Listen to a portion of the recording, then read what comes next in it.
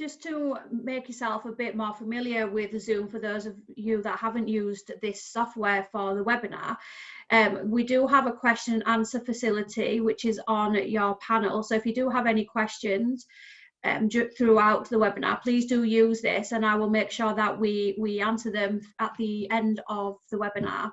If you have anything else that you would like to ask, please do let me know. And also at the end of the webinar, we will be sending out the link to the video, and it will also be on our website too.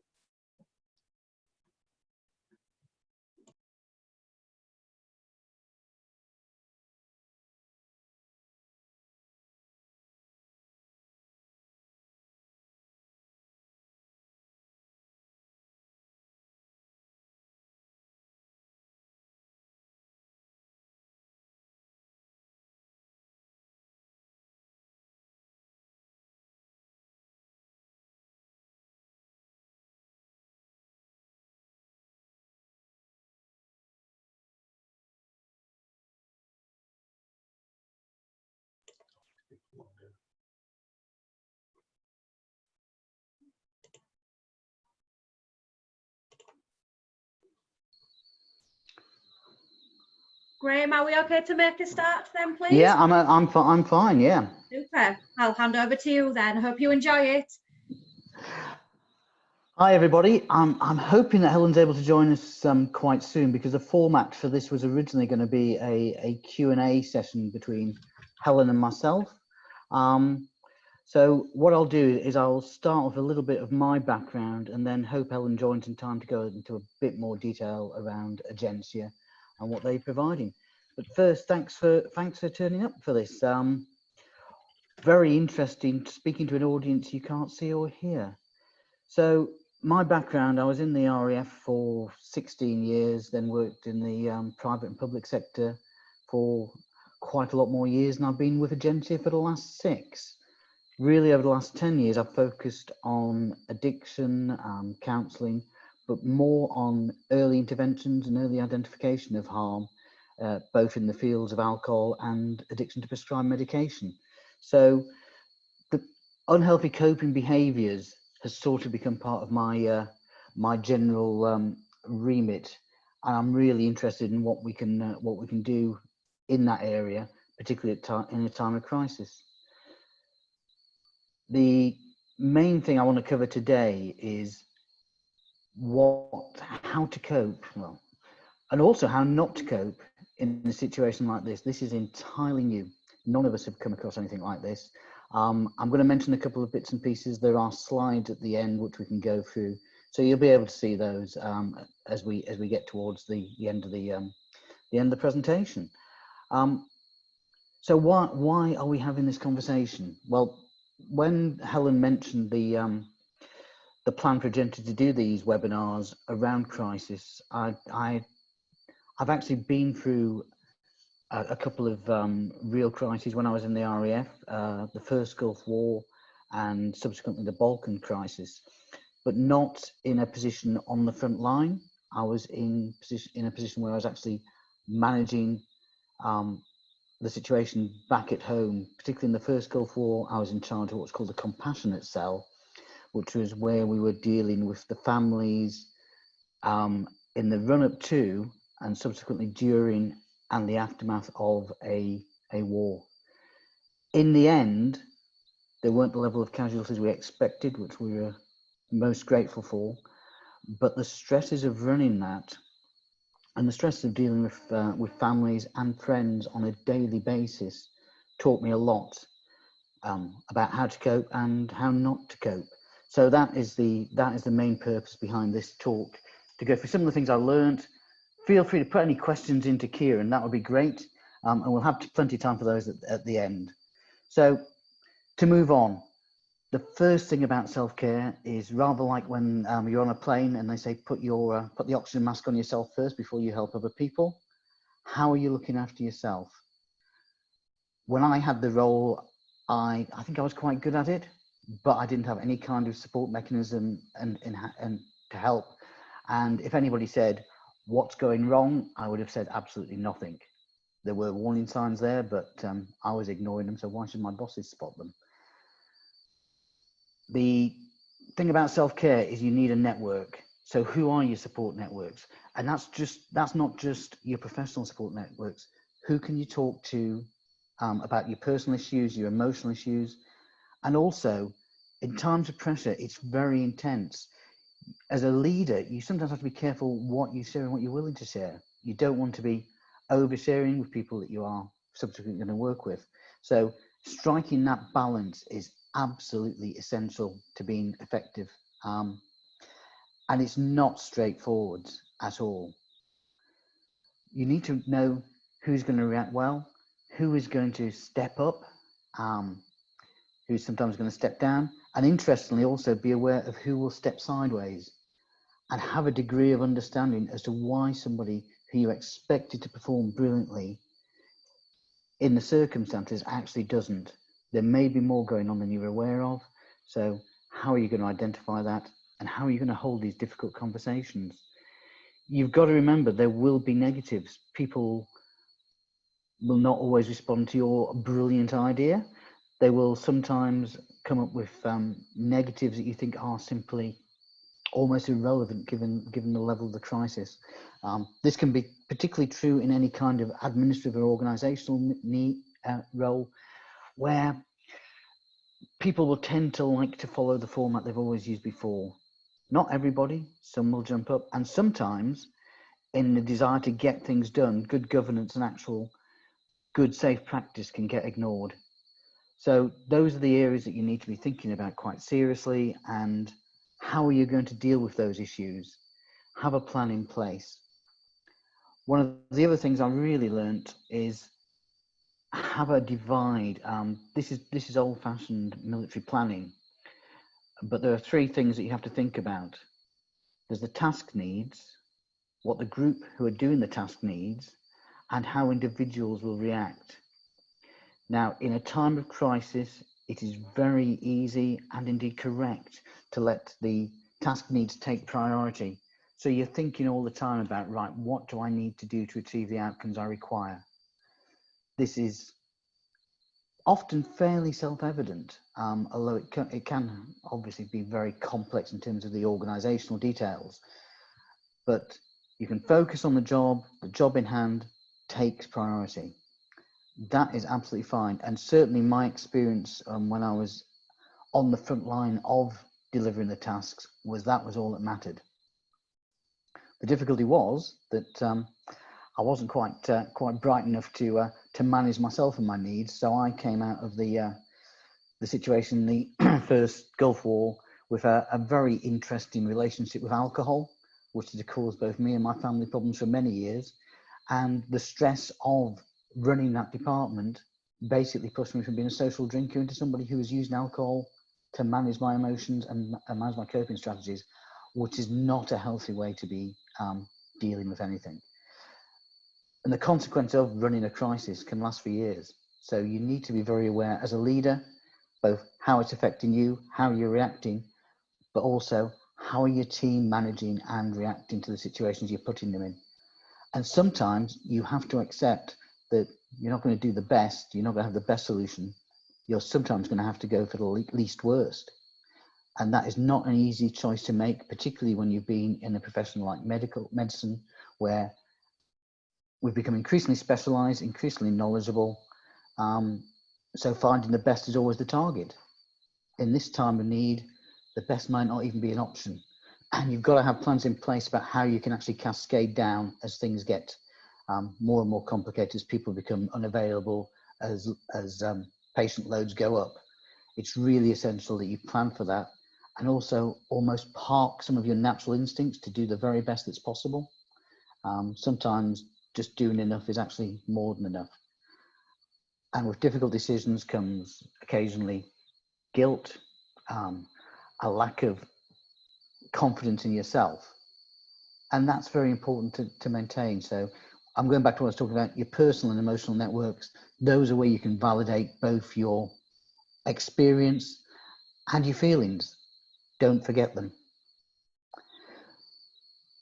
Group needs. This is interesting. What does the group that you are working with actually need to be able to achieve the role, the job that you have to do? Resources is obvious. Funding's obvious. One of the things that I found very useful during the time in the Gulf War was I tapped into some of the funding that was available and was able to do a lot more than other people, simply because I was able to throw resources at a problem, and that makes life a lot easier. Because I was running a team, what I found was that some people could step up and deliver what was a difficult job, sometimes involving actually going to break the news to a family that their loved one had been shot down and we had no idea whether they'd lived or died. That sadly was as a daily occurrence at one stage in the early part of the Gulf War. And also dealing with the press, who were, because we had the first aircraft shot down in Larbrook, we had a huge amount of press attention. And that was, shall we say, not always positive. And some of the reporters weren't perhaps the most honest in their approaches to getting the best stories. So you have to understand those dynamics and protect those who may not be expecting a call from somebody from that.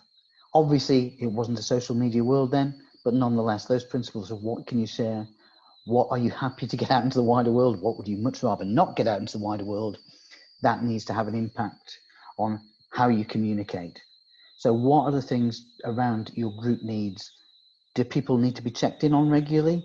Or as part of your care package, are you going to drive them around the twist with the constant, how are you doing? How are you feeling? How's it going? I mean, we all love it. We have sessions here, but sometimes when you're just trying to do the job, that's not always the most helpful.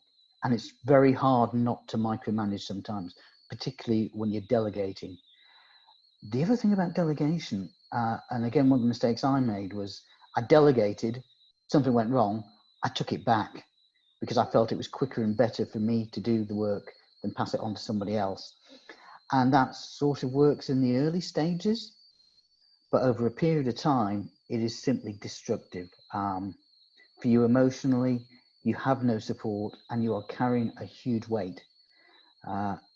Getting the job done, I don't think I actually failed in the role. I do think I failed in delegating properly and appropriately and understanding that, yeah, I could do it, but I had to give other people time to grow into a really complex and difficult situation. So that's group needs. Individual needs. What does an individual need mean? Is it having the right kit, or is it having somebody to talk to? Some people are real open communicators. They share everything. Others are very quiet. They won't tell you. They'll just get on with the job. Some will struggle in silence. And many will realize that what's going on now is both a life and career defining moment.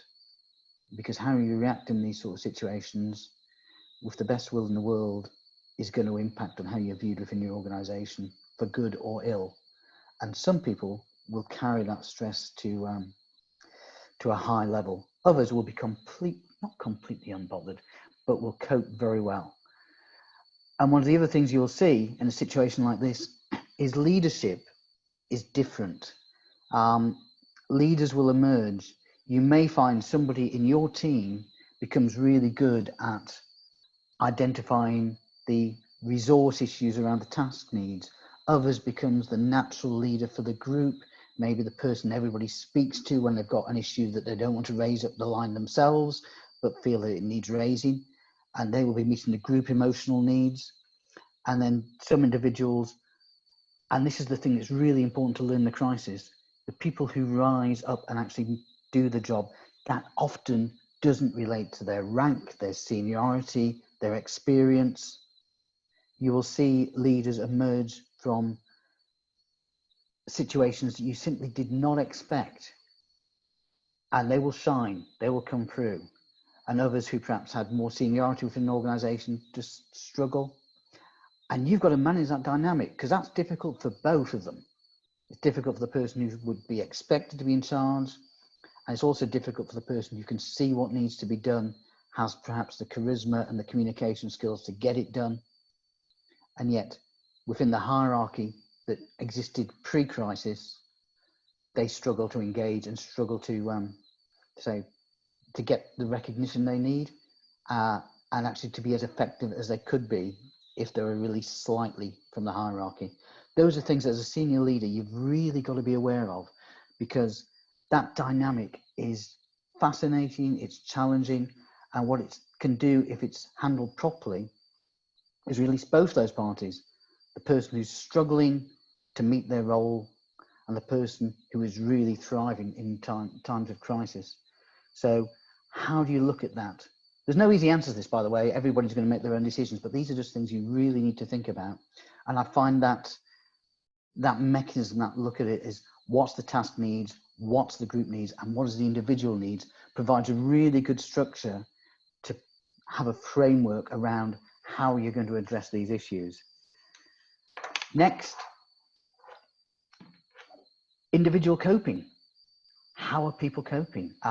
What mechanism are they using? I did a lot of work around sort of making every contact count, which is looking into the health agenda, you know, the things that cause people to become unhealthy, things like excess smoking, drinking, weight, all sorts of underlying behaviors that led eventually to people turning up at a doctor's surgery.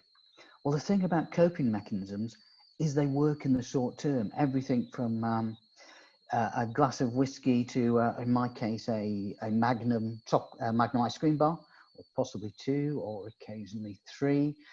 They work. Do you have people who are on any kind of medication for anxiety or depression or pain? Because those are all medications that can both deal with the problems, but also have other impacts. And if people are getting, as they are, sort of prescriptions pushed out in larger numbers, are your team safe with their prescribed medication? I know it's a difficult question to ask, but sometimes just float it up saying, how are you coping? What changes are you finding in your behavior? Because if you can identify those, then you can really do well to say, oh, have you thought about this? You know, are you having a few more, if you know somebody's a smoker, are you having a few more extra cigarettes? What are you having in the evening to relax? Some interesting questions, some difficult conversations. But if somebody had asked me when I was struggling what the mechanisms I was using to cope, they'd have learned quite a lot, and it might have helped me. So be aware of these things because it really matters. Next, learning for the future. This situation will pass. There's no question, it will come to an end, it'll be managed, we will cope, and the vast majority of us will survive. But what are you going to learn from it? Because nothing is going to be the same again. Those people I spoke about who are the emerging leaders, they will expect recognition and deserve it for stepping up. Those who coped less well, what kind of training do they need? What kind of support will they need to make them more effective the next time a crisis happens? Those are the things that they're just well worth planning for, thinking about, making a few notes on in your huge amount of spare time, obviously, because if you imagine a crisis, you've got nothing better to do. And finally, what I call the consequences. Just be ever so aware that at an individual level, these experiences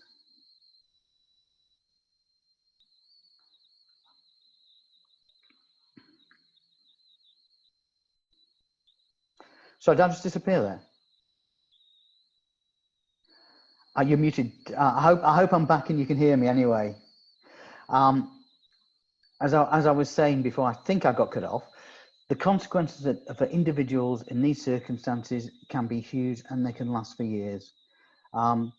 There's no easy answer. People are going to see things, they're going to have to do things that could be massively traumatic. And as a leader, as a manager, or just as a friend, it's part of your role to help them cope with those, to help them understand what's available to support them, what you can do to help, what the team can do to help. So that's really, those are my 10 key points for this. If you could put up the slide, the Leaders from the Pandemic slide, very quickly for me, Kieran, that'd be absolutely great. This is just a very brief picture of the things I'm talking about. What is your support network? What can you share personally and professionally? The needs, what's the outcome? What kind of support do you need from your group? And again, look for the warning signs. What's indicating the team isn't functioning as well as it could. It's not always about everybody agreeing. It's not always about everybody getting on. In a crisis, often that is not highly functional. It could indicate a very high level of fear of objecting or to ideas that aren't best, in a strict hierarchical system. So team disagreements are not a bad thing, and keep an eye on the individual behaviours of your staff. So that's really it from me. I think we're coming to the point of having a few questions. Is it okay, Kieran? Could you take over and see if there's any questions from the audience? Absolutely. That'd be great. Thank you very much, Graham. If you have any questions, please do use the question and answer panel. We do have one question. I will read this word for word, if that's okay. From Linda. Said, thank you for an honest and practical session. What learning did you bring to your professional life, and what do you do differently, if anything? Thank you, Linda. Yeah, thanks. That's a really insightful question. And the answer is, before I brought stuff to my professional life, I had to sort myself out, because I did emerge with an alcohol problem. That took a few years to get sorted. Fortunately, I left the military, so I was able to focus on that. And what I learned and what I brought to my professional life thereafter was Amazon's obviously doing a delivery at the moment. The bell's going absolutely mad. So what I learned was, once you've sorted out your own issues, you need to be a lot more considerate about your team. You need to understand why they may or may not be able to cope. You need to plan a lot better. I think I was a great believer in just get it done. I was really good at that. But I didn't understand the level of collateral damage that I could cause by that very work-focused approach and outcome-focused approach.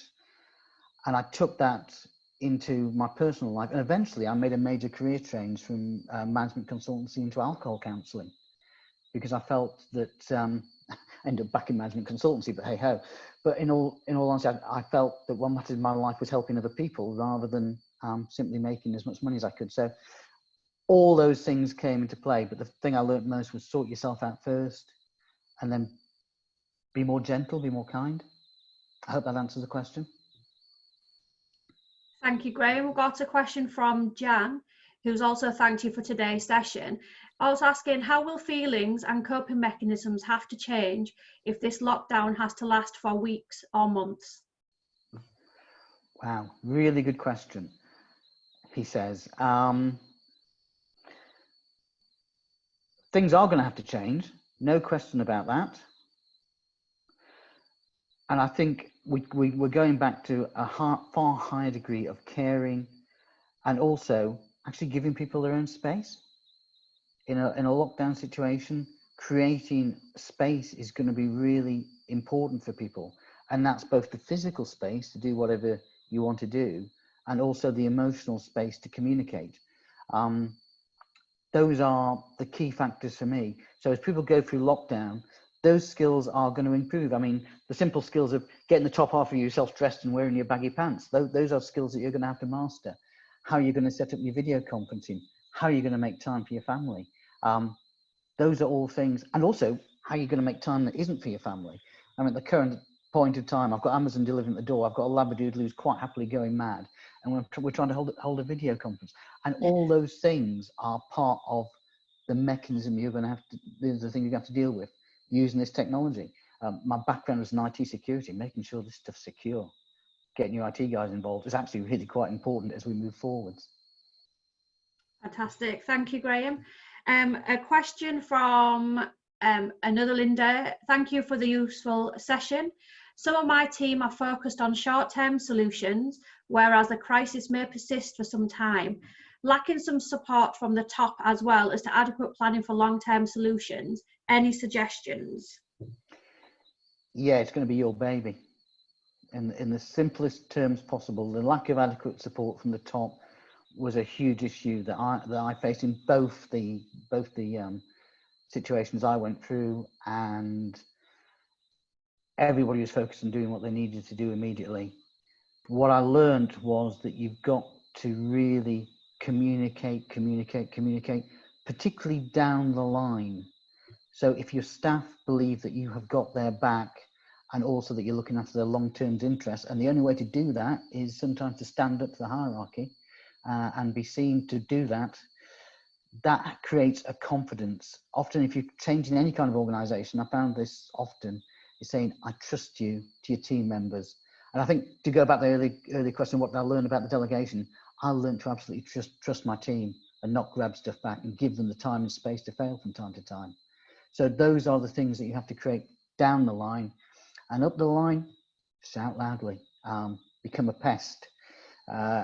Hopefully, in a good management structure, you'll be remembered for that for the right reasons when all this calms down. Thank you, Graham. A question from Jonathan, who had also messaged before for the webinar, but also has asked a question now, which is the same one. I'd be interested in knowing how to strike the right balance in keeping in touch with colleagues who aren't able to work because they're on a 12-week isolation because they're particularly vulnerable. Obviously, one wants to keep in touch with them, but at the same time, keeping them involved with everything that's going on is like saying they're still at work, the effect of which may be considered unfair because A, they're not at work, and B, they may feel bad at not being at work to contribute, which could lead to low morale, feelings of guilt or depression. Any thoughts? Yeah, I think one, it's a difficult balance to strike, but two, if you know the individuals, then work on that experience. If they've got some expertise or a little bit of knowledge that you think they can share, and they are naturally people who like to impart knowledge, then just asking a question, what do you think, can be really, really powerful, because it keeps the level of engagement but doesn't actually put any pressure on to attend. I probably would try and minimize bad news. That's just, you know, for the sake of their mental health, and also, to be honest, for yours, because what you'll find is if you pass some bad news, people will then always want updating. So balance that. You've got to be honest, but you don't need to be too honest. And yeah, just judge how they would tend to react. You'll know them from work. Are they always involved? Are they always on? Or are they actually quite good and self-contained and managing on their own? But you'll get the feedback from the feedback you get from them. So if you know, if suddenly you do a video conference and they come on and go, hello, that might be a bit of indication that you're possibly overloading the information. You know, judge it in pretty much the same way you would in a work and a day-to-day situation. But I say manage news, ask opinions rather than actions. That's what I would try. That's how I would try and do it. Thank you, Graham. We've got a comment from Linda, who asked the first question originally. I will read this. A comment, not a question. Perhaps getting more courageous and articulate about asking for what you want and why will be a more appreciated skill. Think of it as a key personal leadership skill. Do you have any thoughts on that, Graham? Yeah, I completely agree with that. The going back to being a bit of a pest. You know, the way you manage your career and the way you manage a crisis are two entirely different things.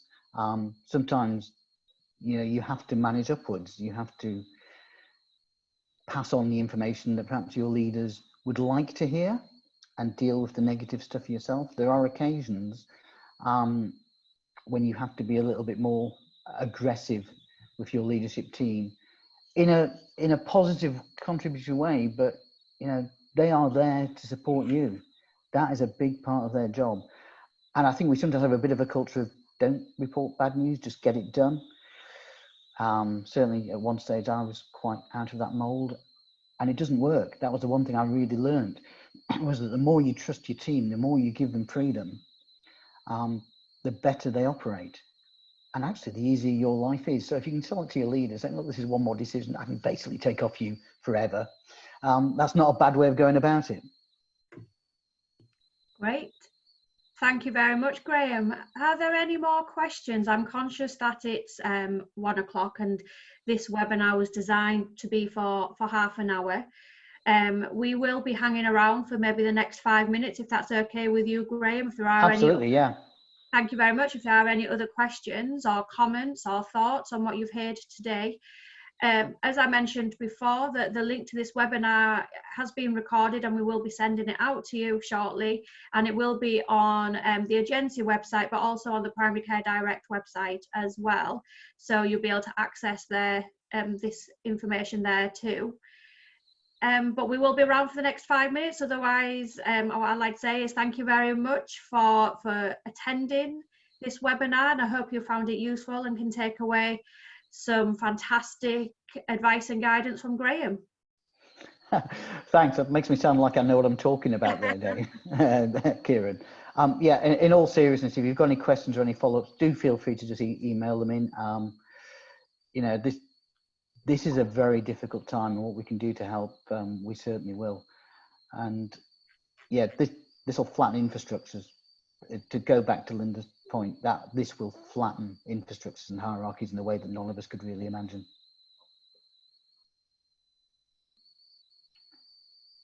Super, thank you, Graham. Thank you very much. I'm absolutely rubbish at hanging about, by the way.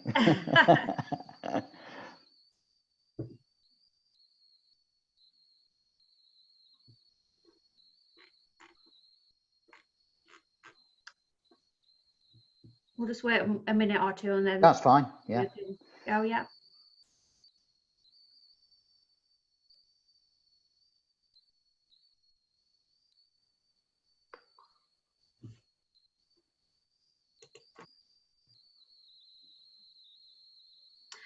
Okay, I think as we've now gone over 1 o'clock, we will call this webinar to an end. Thank you again for those who have attended, and we hope that you will attend our future webinars. I think we have one planned for next week, which you'll be receiving information for. But thank you again, and look after yourselves and do stay safe. Thank you. Bye. Thanks. Bye, everybody.